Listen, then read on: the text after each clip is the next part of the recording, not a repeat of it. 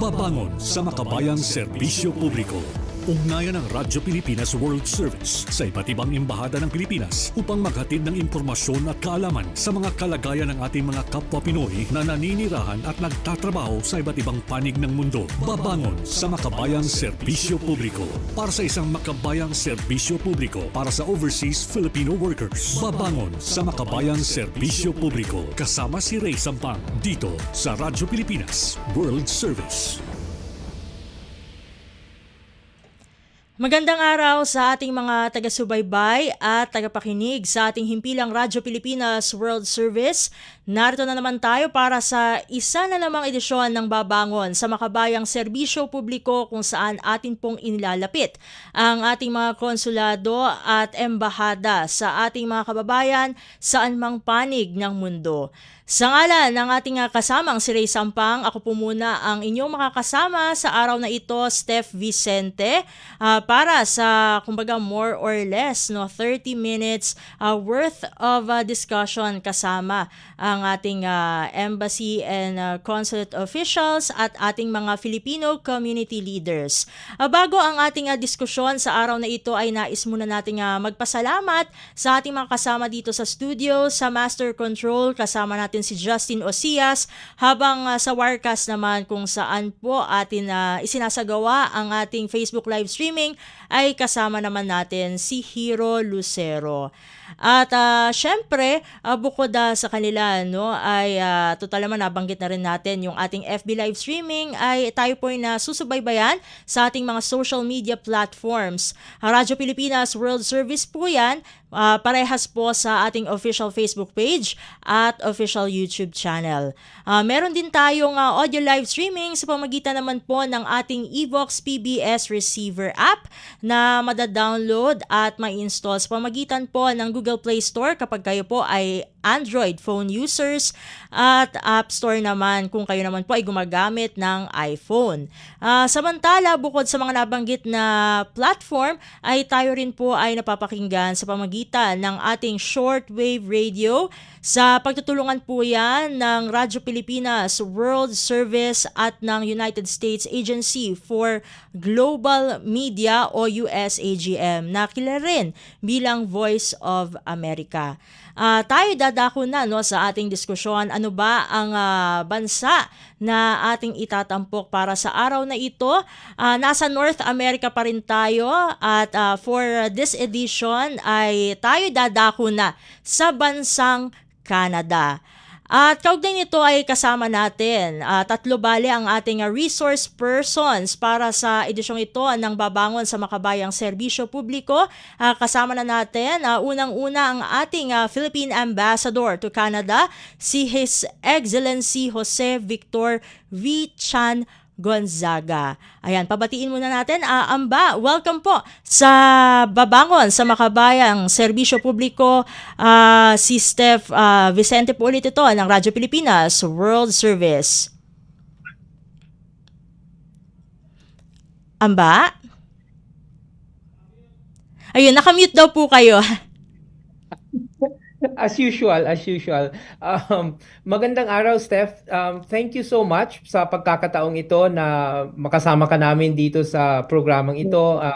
It's an opportunity for us to talk about Canada at saka yung mga serbisyo ng pasuguan, ng mga konsulado dito sa Canada. At saka nagagalak ako na kasama natin ngayong gabi si Eddie at saka si Tita Letty po. Ayun, maraming salamat Amba sa pagpapaunlak sa aming imbitasyon. At dahil nabanggit nyo na po ating Philcom leaders, ay dadako muna tayo sa presidente ng Filipino-Canadian National Congress, walang iba kundi si Sir Eddie Villarta. Sir Eddie, welcome po sa program. Si Steph Vicente po ulit ito ng Radyo Pilipinas World Service. Hey, magandang umaga sa iyo dyan, Steph. Maraming salamat sa invitasyon at I'm very happy to see Ambassador JV and si Tita Letty on this program. Thanks again.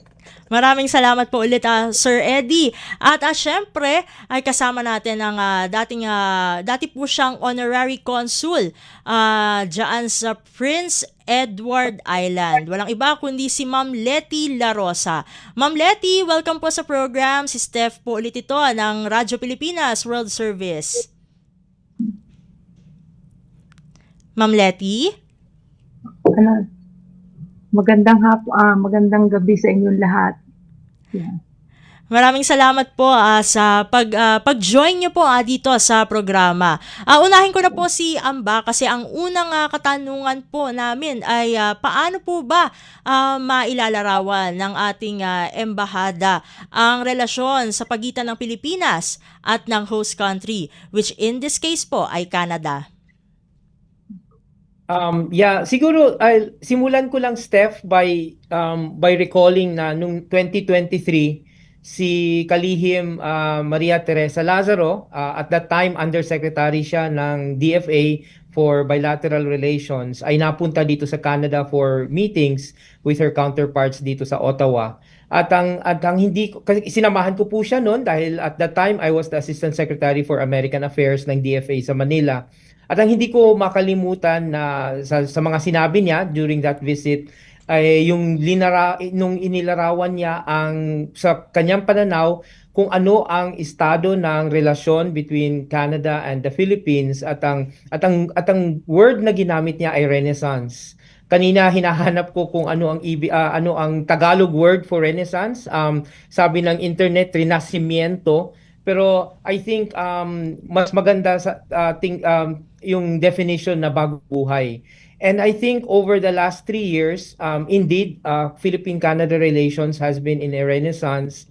Maalala natin, siguro at this point, ngayon sa araw na to, I would say na we can describe Philippine-Canada relations in 3 Filipino words. Una, matibay. Pangalawa, malalim. At siguro pangatlo, patuloy na sumisigla. If you will look at Philippine-Canada relations in the last 3 years, lumalim yung economic and security cooperation natin. We signed a defense memorandum of understanding in early 2024. Noong November 2025, pinirmahan ni Secretary Teodoro yung status of visiting forces agreement between the Philippines and Canada.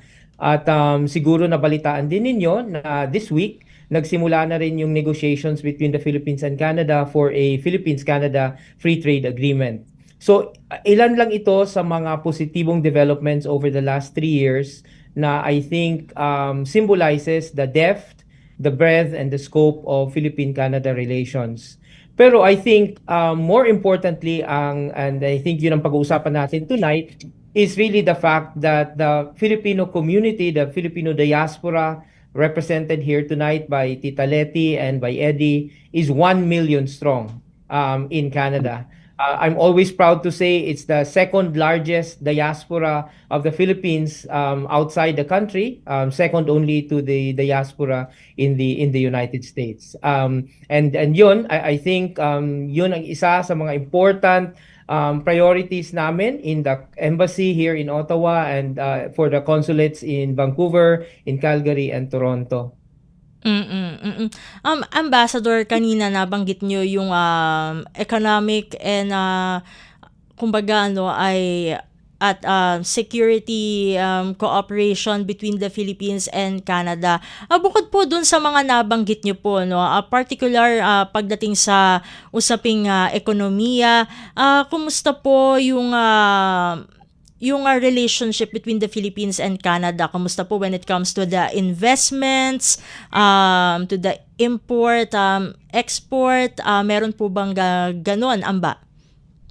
Yeah, thank you. So I will just say, Steph, na siguro sinusundan natin lahat yung economic policy ni Prime Minister Carney. At dahil sa, because of the recent developments, sinabi ni Prime Minister Carney na one of their priorities is really to increase and to diversify their trade with the rest of the world. Alam naman natin lahat na for many years, the Canada has relied mainly on the U.S. market for its as a big part of its economic relationship with the rest of the world. Pero increasingly Canada is looking to other parts of the world, including the Indo-Pacific, including ASEAN, and the Philippines is really one of the priority markets for economic partnership that Canada has identified. So yan ang tinututukan din natin to make sure that we're also in a position to engage with Canada. Nabanggit ko na we're negotiating a free trade agreement.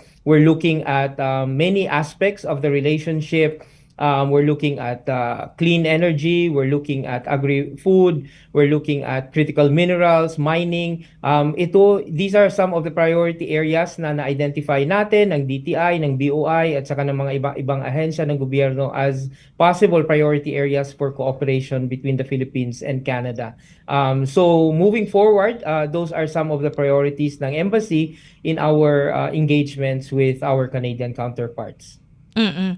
And also Ambassador, gusto lang din po namin malaman na kumusta naman po no yung people to people exchanges, and of course no yung usaping culture and tourism. Paano po ba natin napapakilala ang ating kultura at turismo sa Canada? Yeah, as I said, yung 1 million strong Filipino diaspora natin is really we consider to be the linchpin, the backbone of our relationship with this country. We're proud of what our kababayans are contributing to their communities, to their workplaces, to the schools, to the hospitals. Obviously, here in Canada as members of the broader Canadian society. Now, nabanggit mo ang kultura, nabanggit mo ang tourism.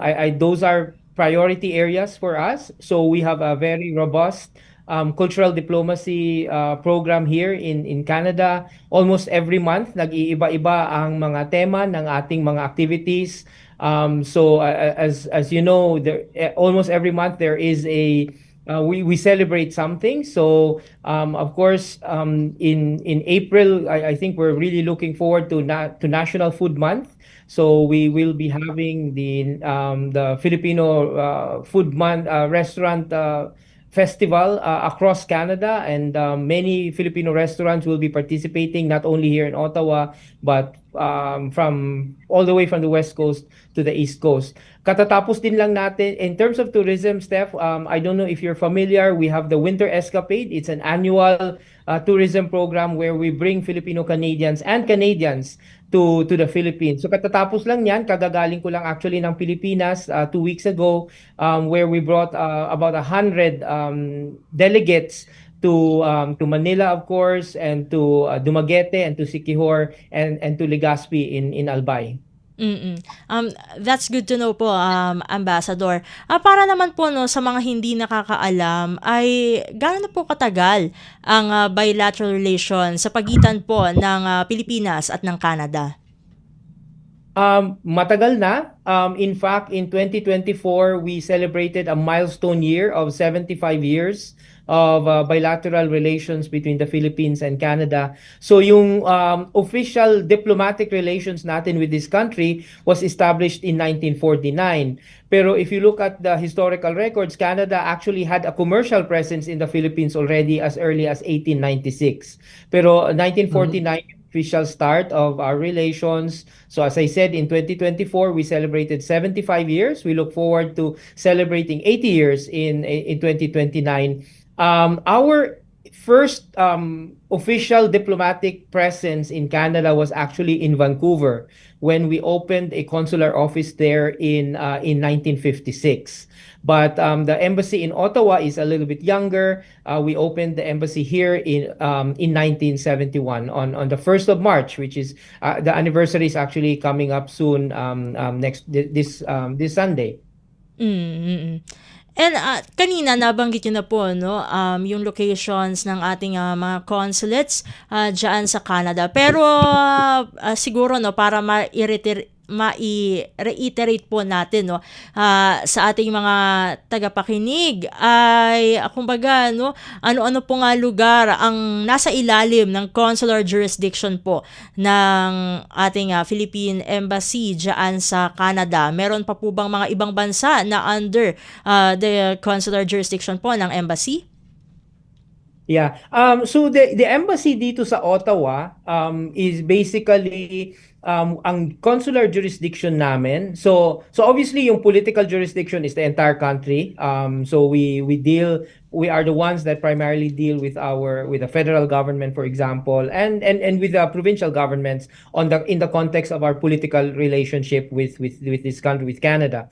Pero in terms of consular jurisdiction, actually ang embassy covers the eastern part of Ontario. So we actually share Ontario, which is a big province, with our consulate general in Toronto. So the embassy in Ottawa covers the eastern part of Ontario, and then yung tinatawag nating Maritimes. So kasama na diyan po natin sila Tita Leti sa New Brunswick. And then yung Prince Edward Island, yung Newfoundland and Labrador, and then Quebec, the province of Quebec, is also covered by the consular jurisdiction of the embassy here in Ottawa. Now, merong isang territory or bansa or territory na under our consular jurisdiction, although it is under the political or diplomatic jurisdiction of another embassy, and that is Bermuda. So the British Overseas Territory of Bermuda is covered by the consular jurisdiction of the Philippine Embassy in Ottawa. Although when the Philippine Consulate General in Miami opens, hopefully later this year, matra-transfer po yung consular jurisdiction over Bermuda to Miami.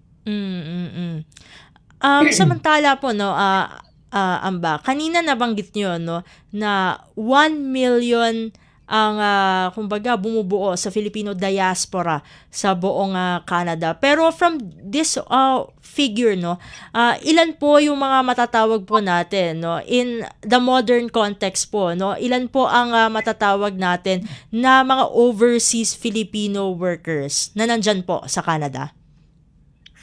Okay, magandang tanong po yan kasi for example, when you speak of the US, which has 4 million Filipinos supposedly, dito sa Canada 1 million, then you ask a question, ilan ba dyan yung citizen na, ilan ang dual, ilan ang permanent resident? So dun sa 1 million, if we go by the figures of Statistics Canada, then essentially siguro mga 200,000 ang pwede nating maturing na overseas Filipino workers. Although, I will hasten to add na kasama dyan, for example, sa 200,000 na yan, yung mga students that have open work permits. So yun, medyo gray area yan kasi students are technically overseas Filipinos. Technically, they're not covered under the jurisdiction of the Department of Migrant Workers.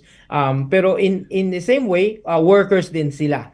So, if I can just share na in terms of the breakdown ng the latest breakdown ng Statistics Canada that we have formed officially, yung mga temporary foreign workers, yun siguro ang pwede mo talagang sabihin na overseas Filipino workers, mga 40,000 sila. Under the ano po ito Steph, under the latest official census, which is about 5 years ago, 2021. So give or take tayo dito by a few thousands. And then those under the International Mobility Program, ito yung mga students dati na nabigyan ng postgraduate work permits. Umaabot yan to about 67,000 holders, and then another 44,000 dun sa sinasabi ko kanina mga students with open work permits. So ito yung universe, I think, of Filipinos who we might consider to be workers, maybe not officially OFWs in the definition of the law creating the DMW, pero ito yung mga kumbaga nandito as workers here in Canada. And speaking of DMW, Amba, meron po bang migrant workers office po, no, diyan sa Canada? Yeah, we have two. Actually, we have the entire country sort of sufficiently covered, I would like to think. So we have one in meron tayo sa Vancouver, naka-attach yan to the Consulate General natin doon sa West, and then dito naman sa East, naka-attach naman po sa Consulate General in Toronto. Mm. At dahil napag-uusapan po natin no yung ating mga migrant workers, gusto lang po namin na matanong Ambassador kung saan-saan po ba sila fields na nag-thrive po no habang sila po ay nananatili diyan sa Canada. Well, as I think can be expected, Steph, ang pinaka marami talaga would be in the healthcare sector. In fact, we can talk a little bit about that later on kasi yun ang isang challenge natin ngayon, yung the issue of credentials recognition. So, of course, in healthcare, there's a lot in hospitality. So, I've had a chance in my 7 months here to travel a little bit. And ako'y natutuwa palagi na in almost all of the places where I stay and go, marami tayong mga kababayan. Now, in some areas like the Maritimes, marami naman sa kanila are in the fishing industry, in the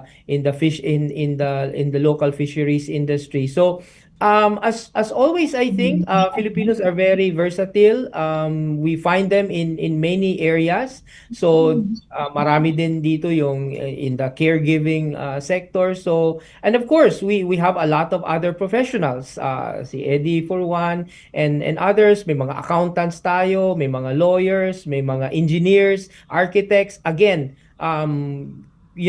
bringing up the issue of credentials recognition, which has been an important priority ng embahada at saka ng mga konsulado over the years and which continues to be a priority for us today.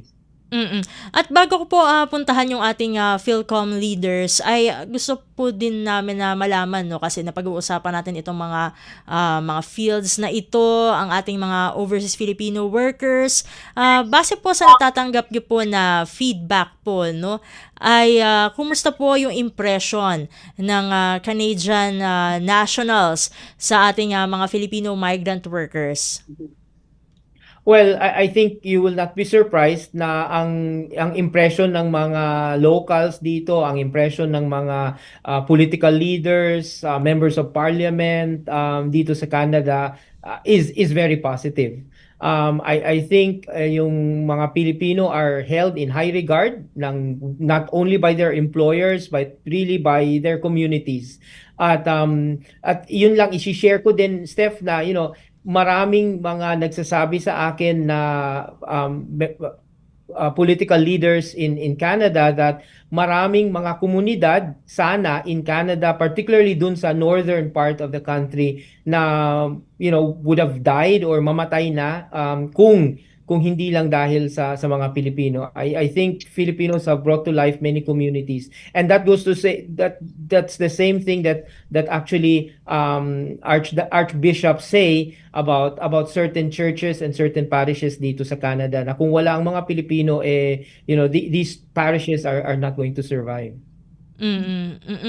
At napag-uusapan na rin natin yan ay dadako naman tayo sa ating Filipino community leaders. Unahin ko po muna si Sir Eddie Villarta, ang presidente po ng Filipino-Canadian National Congress. Bago po ako magbigay ng katanungan patungkol po sa inyong organization ay syempre ito po ay laging katanungan sa mga Philcom leaders na napapadpad dito sa Babangon sa Makabayang Serbisyo Publiko. Ayan. Ilang taon na po ba kayo dyan sa Canada at ano po yung kumbaga yung iniwan nyo pong buhay dito sa Pilipinas? Thank you, Stephanie, sa tanong na yan. So it just reminded me how long I've been here in Canada. So I've been here since 2004, so April 13, so almost 22 years now. So before migrating here in Canada, I work in the IT sector in the Philippines. My last job I left there is in the call center industry, where we built call centers in the Philippines during that time. And as we all know, it's a rainbow industry at this point in the Philippines. So we are one of the pioneers during that time. Sir Eddie, dito po sa Pilipinas, taga saan po kayo, no? Para po dun sa mga gustong malaman po, no? Yung kumbaga, yung mas malaman pa yung buhay nyo, naging buhay nyo po dito sa Pilipinas. Yeah, so I was born and raised in Bulacan, so Angat Bulacan in particular. So if you heard Angat Dam, so nasa side ng Sierra Madre. So taga Angat Bulacan ako. But until high schools, but I studied in Cebu for 4 years. So nag-aaral ako sa University of San Carlos and I graduated computer engineering. So pagkatapos ko sa Cebu, bumalik ako sa Manila. So doon na ako nag-work. So for 10 years. And now, dahil kayo po ay presidente po, no, nitong Filipino-Canadian National Congress, gusto po namin malaman kung bakit, kumbaga kailan, paano at bakit po itinatag ang Filipino-Canadian National Congress. Para kanino po ang inyong organisasyon? Well, basically, the Filipino-Canadian National Congress was established almost 6 years by now. So it was founded by Narima de la Cruz during that time, and I was invited as one of the founding directors. So basically, nakita ng grupo yung gap about, okay, so there's a lot of Filipino community organizations across Canada and different communities, but I believe many years ago, I was told that there's like a group that converges together to be a group. But during the time 6 years ago, it's not there anymore. So we see the gap that there should be an organization that will connect everyone. So basically, ang role ng Filipino-Canadian National Congress is not a sort of umbrella organization, but a connector. So we connect different kinds of organizations, whether that's community-based, whether it's a small business. So we connect. Okay, so that's really the premise of why we were organized. And at this point, we live through that mission, right? So, and one of our flagship program is our annual leadership convention and gala, where we bring all these community leaders from coast to coast to coast, and we spend a weekend for learning, connections, inspirations, those kind of things, and of course celebration of our rich Filipino culture here in Canada. Sir Eddie, no, although nabanggit nyo na connector, nagsisilbing connector lamang po, no, itong Filipino-Canadian National Congress, pero ilan po kayo, no, na kumbaga kabilang sa inyong organization? So right now we have more than 45 community organizations across Canada. Almost all provinces and territories, so except Nunavut, we don't have one there yet, but hopefully we'll get one. Maybe Ambak can help us somewhere at this point, and Newfoundland and Labrador. But the rest, Northwest Territories, those three. So I think, if anybody listening from these particular areas or provinces and territories, you're most welcome to join our Filipino-Canadian National Congress. That's good to know po, no. Sir Eddie, no, from your point of view, no, bilang kayo po ay presidente ng Filipino-Canadian National Congress, ano-ano po, no, yung mga kumbaga yung mga common problems po, no, na naidudulog po ng mga kumbaga yung mga kinokonekta nyo pong organizations sa inyong organization. Ano po ba yung mga madalas ma-encounter ng ating mga kababayan dyan sa Canada? Yeah, I think yung isa nabanggit na ni Ambar, but about the credentials, like that's a major problem. Kung sabihin natin matagal ng problema, but still a problem at this point, right? So we have like nurses, registered nurses in the Philippines, but they will not be able to practice their profession here in Canada. So we have doctors, we have engineers, we have architects, and at the end of the day, they have to settle to survival jobs just to get things, But I think that's one of the problem that most Filipino Canadians who are here here in Canada, especially the new ones, are really struggling, and that's the perennial problem, I would say. So I think the second one is really our competitiveness. While we're already here, how we can make ourselves competitively in terms of the economic contributions to Canada. So I think those things are in some way tied together. And some are for those some temporary foreign workers, so those kind of problems appear from time to time as well, so who are having some challenges with their employers. So there's some cases like that as well. Mm-mm, mm-mm. And with what you have mentioned, paano po kayo kumbaga nakikipag-ugnayan no sa ating embassy para matugunan po ito no? Although mamaya tatanungin ko rin si Ambassador no kung from yung kanyang point of view regarding this. Pero gusto ko pong malaman yung inyong point of view no regarding dun sa inyong kumbaga yun nga po yung pakipag-ugnayan with the embassy to para kahit papaano ay matugunan po, ma-address po no yung mga concerns na inyo pong nabanggit. Yeah, that's a good question, Stephanie. And one very concrete example is like one of our member organization is the Filipino Nurses Association of Quebec. So this is like nursing association in the province of Quebec.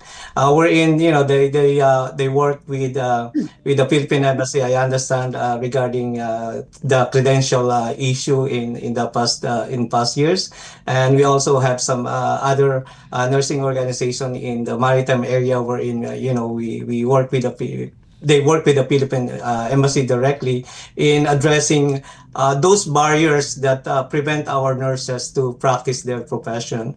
And I think that that's a very worthy pursuit for this member of our Filipino Canadian National Congress organizations and Philippine Embassy. So that's a really good collaboration on that particular area.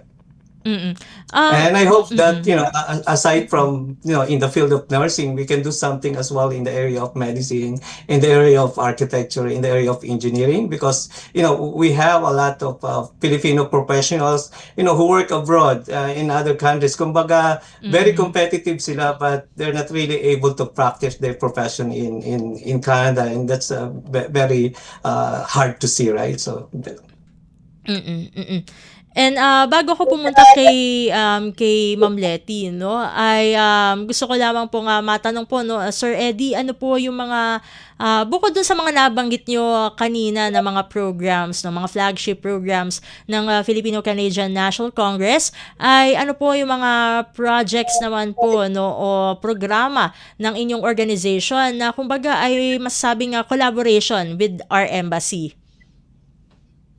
Well, as part of one very good example that we had in the past, way back like 2 years ago, we have our third leadership and national convention in Winnipeg, wherein we collaborate with the Philippine Embassy to host the Manamo in Winnipeg, and that's because when we talk about West Philippine Sea, I think the first impression this is like political, right? It's a political issue, but like for me, it's very enlightening for me because through the collaboration of the Philippine Embassy and Consulate General in Canada, they brought two experts from the Philippines who delivered presentation about that highlight the valuable resources offered by our maritime and archaeological nation. And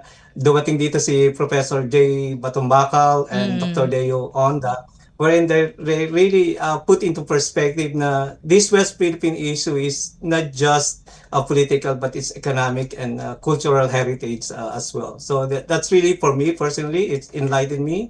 And I believe that the feedback from that particular program is really amazing and very good feedback from the audience, wherein we have more than 150 community leaders from coast to coast who attended that convention in Winnipeg. Mm-mm. At ngayon naman no ay tayo mapunta naman no kay Ma'am Letty La Rosa, ang ating former honorary consul diyan naman sa Prince Edward Island. Ma'am Letty, katulad ng naitanong ko po kay Sir Eddie, ilang taon na po ba kayo diyan sa Canada at ano po ang inyong iniwang buhay dito sa Pilipinas? 41 years na ako dito sa Canada. Opo, ang tagal na rin po pala, no? 41 years. Bago ako nagpunta rito, professor ako sa UST. kasi chartered accountant ako. Tapos na-appoint ako para maging member um, ng examiner sa Pilipinas, pero hindi ko tinanggap kasi ikakasal na ako noon. Yung asawa ko, binigyan siya ng magandang trabaho dito sa Canada dahil dito siya nag-aaral. Kung siya scientist siya, hindi yung papayag na hindi ako pumunta kaagad dito sa Canada pagkatapos kami ikanasal. Kaya yung ang naiiwan ko sa Pilipinas, yung mga estudyante ko, hanggang dito nakarating sila, yung mga humingi ng tulong na para makarating dito. Awa naman ng Panginoon Diyos na tulungan ko sila lahat.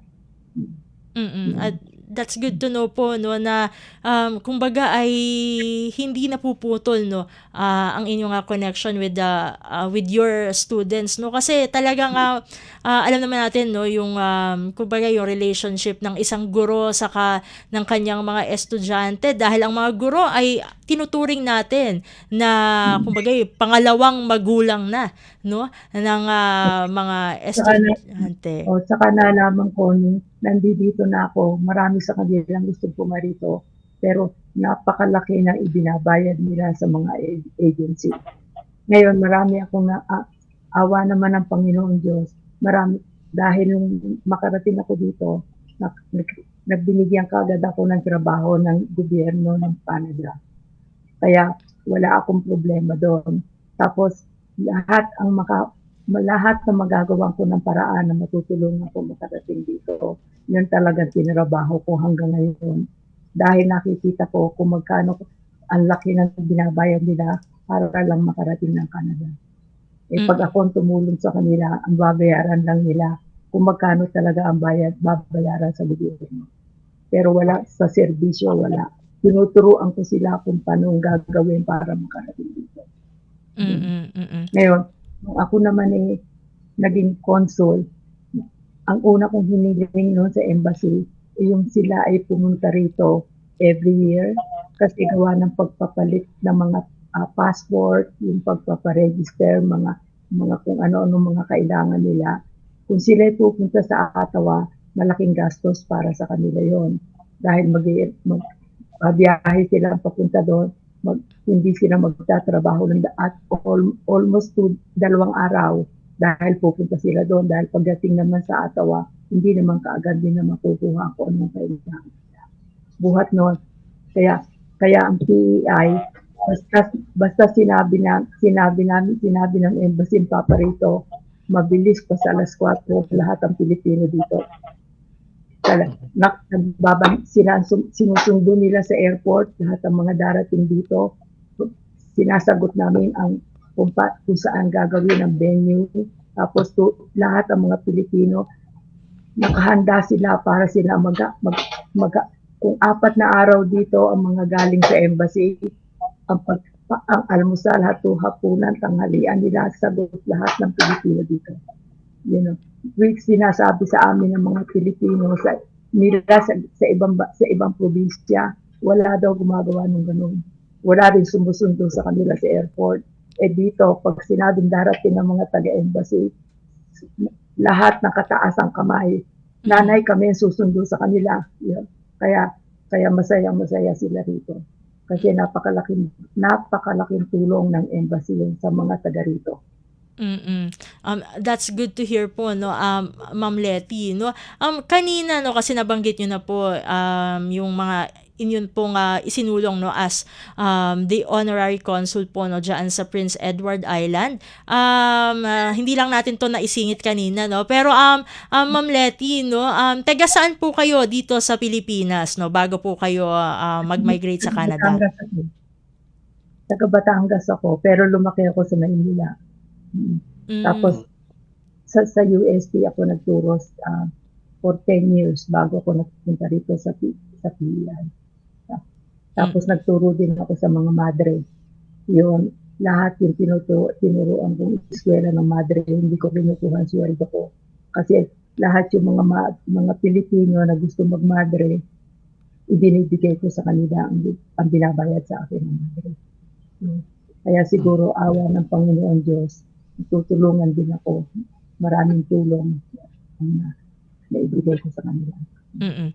Um, Ma'am Letty, no, bukod dun sa mga nabanggit niyo po na pagtulong dun sa mga Pilipino na kung nais makipagsapalaran, no, diyan sa Canada, ano po yung mga bilang ang dating honorary consul po, no, sa Prince Edward Island, ano-ano po yung mga programa po na inyo pong o mga proyekto na inyo nga naisulong pa para sa ating Filipino community diyan sa Prince Edward Island? Yun nga, ang kanila, matulungan silang makarating dito, pati pamilya nila. Yun ang malaking bagay. Tapos yung mga bata, kasi pagka nakarating na dito ang mga bata, libre na ang pag-aaral nila. Yun. Kaya, yun ang kinukuha ko sa mga magulang. Ang unahin pagdating dito, yung makapag-aaral lang ayos sa mga bata. Kasi walang bayad dito ang pag-aaral ng mga bata hanggang grade 12. That's good to know po, no, na At saka pag summer, ginagawan ko din ng paraan na makapagtrabaho ang mga bata sa gobyerno. Kasi ang federal government, pagka summer, meron silang priority para sa mga estudyante hanggang grade 12. Ngayon, malaking opportunity yun sa mga Pilipino. Kaya, dahil galing ako nagtrabaho ako sa gobyerno, alam ko kung paano gagawin yun. Kaya yun ang una kong sinasabi sa mga magulang. Basta summer, ang mga bata, gawa natin ang paraan na sa gobyerno magtrabaho. Kasi pag nagtrabaho na sila, minsan, every year yun, tatawagin na sila. Kaya ang oportunidad niyan malaki para sa kanila yun. Eh mga Pilipino, talagang makuha naman sa pag-aaral ng mga Pilipino.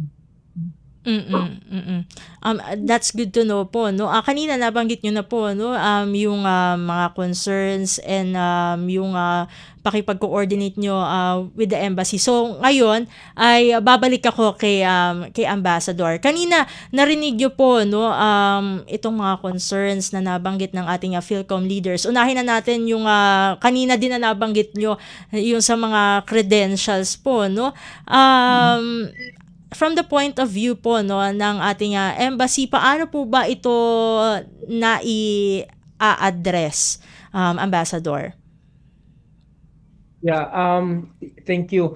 Well, it's sabi nga ni Eddie, matagal na itong problema, and see, I think the positive thing nito, Steph, is that we have made strides, we have made improvements, we have been able to achieve certain things over the years. May mga probinsya na nag-relax na nila yung mga requirements nila, mas maikli na yung proseso. So I think we're getting there. Kaso yun nga lang, I mean, it's still a problem that needs to be addressed. And then of course, as Eddie mentioned, hindi lang yung healthcare workers or nurses ang kailangan natin sana matulungan dito, but all other kinds of professionals sana who deserves to be able to practice their profession if they're able to immigrate here dito or find jobs dito sa Canada. So it's a very complex problem. Ang problema din kasi, Steph, as you probably know, Canada is a federal system. So hindi itong mga issue of credentials recognition is not a national decision. So wala siyang parang isang PRC lang na yun lang ang dapat kausapin mo. So we have to talk to each and every province, at saka sa mga probinsya naman, marami din mga stakeholders. So hindi lang yung provincial government, but you also need to talk to the boards, to the unions, to the and even to the educational institutions sometimes, na you need to make sure na our curriculum are aligned, yung mga ganun. So yun yung I think those are some of the things na we're trying to work on and to have some positive developments on moving forward. What is I think a silver lining is that everyone agrees that it's the fair and the just thing to do to address the issue of credentials recognition. So I think yun lang, we just need to work together and to be able to address this particular issue and hopefully find a resolution that benefits everyone. Mm. At kanina no medyo napahaging naman no dun sa kay Ma'am Letty no yung regarding dun sa services ng ating embassy no kanina no nakalimutan ko lang po no na maisingit no nung natanong ko po sa inyo yung kung ano-ano pong mga lugar yung under the consular jurisdiction no ng ating Philippine Embassy diyan sa Ottawa. Yung mga tinatawag po na consular outreach missions. So gaano po kadalas po no na ito po sinasagawa no sa mga lugar na under the consular jurisdiction po ng ating embassy? Siguro ang the simplest sagot diyan is we try as much as possible to do it as often as the financial and budget resources will allow us to do. So what we try to do is we try to rationalize yung mga consular outreach programs, but maybe just to step back, just to reinforce I think yung point ni Tita Letty na the consular outreach has always been a very important aspect of the work of the embassy and of the consulates general, kasi tama si Tita Letty na especially for those who live quite a distance from the consulate or for the embassy, it can be very expensive, and of course it will take time for them, and they will have to to take leave from work, and if they have children to take care of, then that's another problem, that's another challenge that they have to manage just in order to be able to get consular services. So I have always understood the importance of the consular outreach programs, but we also try to explain that we're also working within certain financial constraints, and so as much as possible we try to rationalize the consular outreach program natin. So that's why we sometimes ask for understanding na hindi kami nakakapunta every year, but we try as much as possible to make things easier for kababayans to get consular services. So that's kaya then I think the Philippine government is also looking at other options or innovation in order to make outreach more accessible to consular services, more accessible to our kababayans, and for example yung mga e-notarization, we're already looking into that, and other things such as like that, Steph. At bukod dun sa mga na-discuss po ng ating Philcom leaders, ano pa po ang mga karaniwang suliranin na na-encounter ng ating mga kababayan na nandyan po sa Canada? There are quite a few as we can expect, pero I'll just mention two I think which are important and which are a little bit pervasive, especially in the last few years or couple of years, Steph. Unang-una is this issue of our kababayans who come to Canada as tourists. Not just as tourists to go to tourist sites or to go on vacation, but for example to visit family members.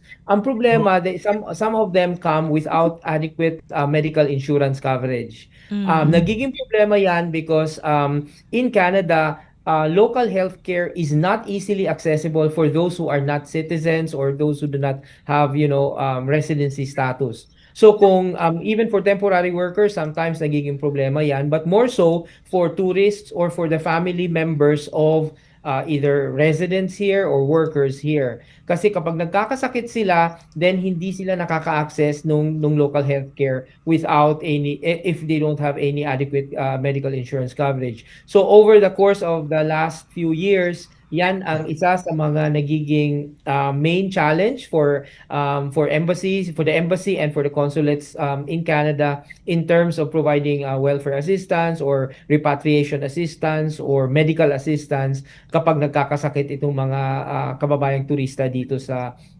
Canada. So that's why I really would like to request our kababayans na kung pupunta po tayo dito sa Canada to make sure that we get adequate medical insurance coverage.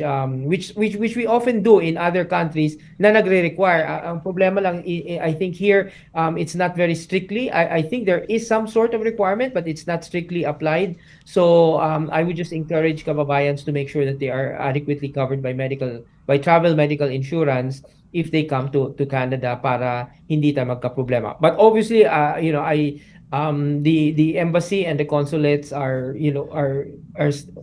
obviously going to provide any assistance that will be required. But it's just that I think for your peace of mind and to make sure that you get immediate medical insurance coverage, get your own medical insurance. The other issue or challenge that I think I wanted to highlight also dito sa programa mo, Steph, is the issue of scams. Marami ng online scams ngayon victimizing both kababayans here in Canada. For example, yung mga nag-o-offer ng mga services such as travel packages, for example, and then hindi pala totoong mga travel companies.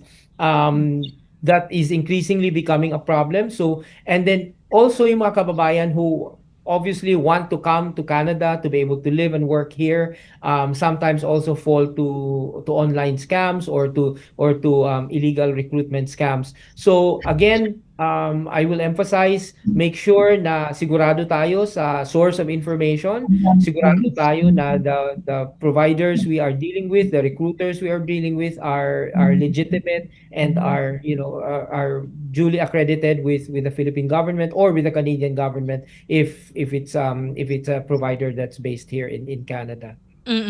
Siguro bago yung mga final messages niyo po, no, ay gusto ko lamang po matanong, Ambassador, kung meron pa ba tayong kababayan diyan sa Canada na maituturing pa po ba na in distress at paano po sila natutulungan ng embassy? Well, it's a diaspora of 1 million, and it's a very attractive country to go and live and work in.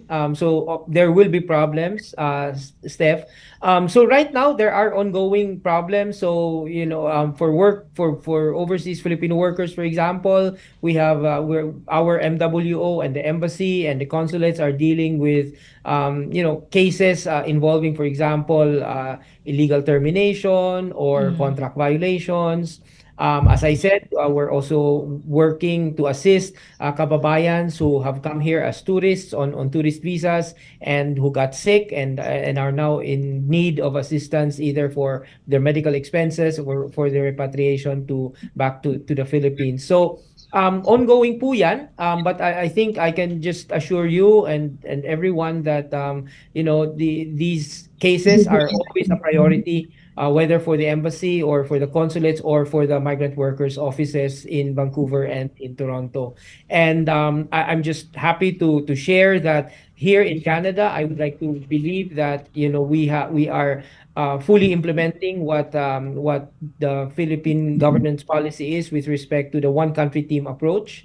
In terms of helping all our kababayans, whether those who are residing here or working here or just overseas Filipinos who happen to be traveling through this country.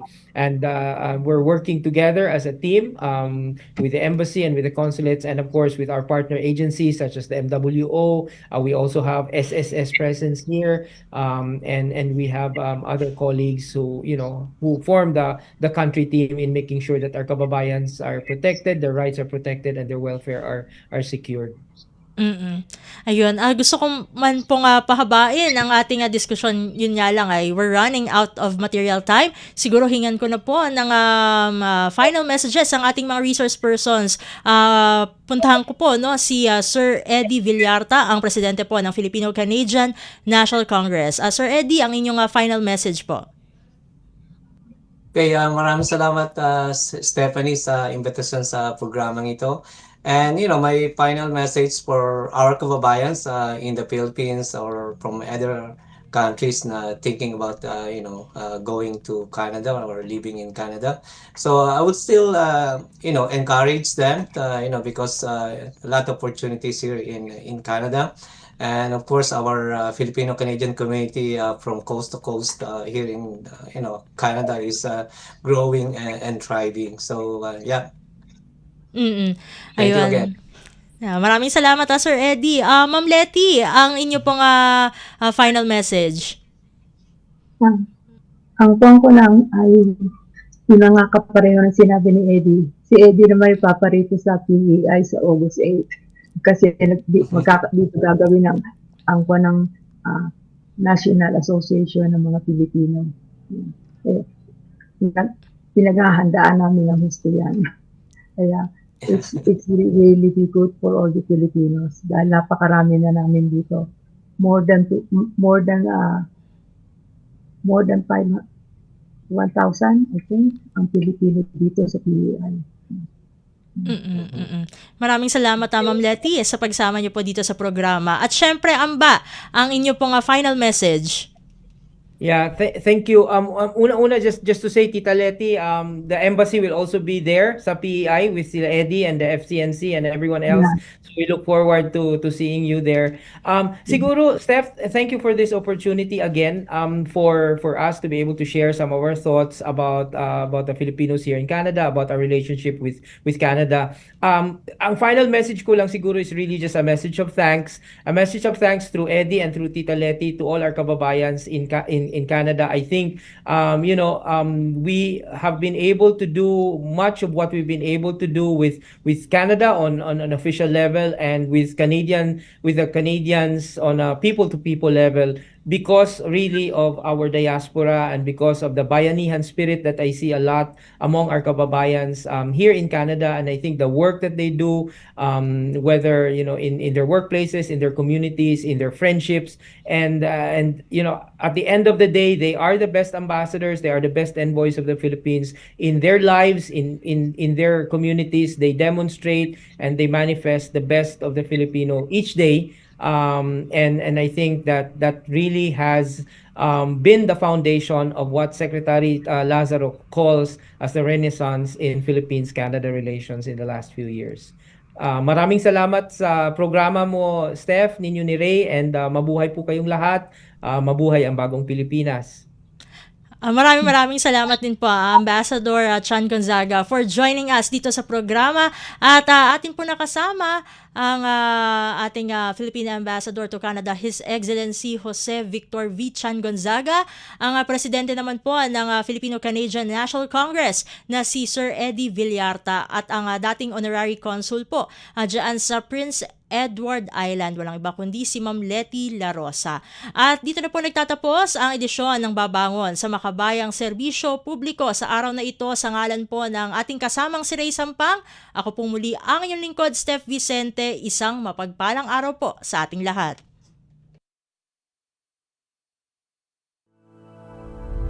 Babangon sa Makabayang Serbisyo Publiko. Ugnayan ng Radyo Pilipinas World Service sa iba't ibang embahada ng Pilipinas upang maghatid ng impormasyon at kaalaman sa mga kalagayan ng ating mga kapwa Pinoy na naninirahan at nagtatrabaho sa iba't ibang panig ng mundo. Babangon sa Makabayang Serbisyo Publiko para sa isang makabayang serbisyo publiko para sa overseas Filipino workers. Babangon sa Makabayang Serbisyo Publiko kasama si Ray Sampang dito sa Radyo Pilipinas World Service.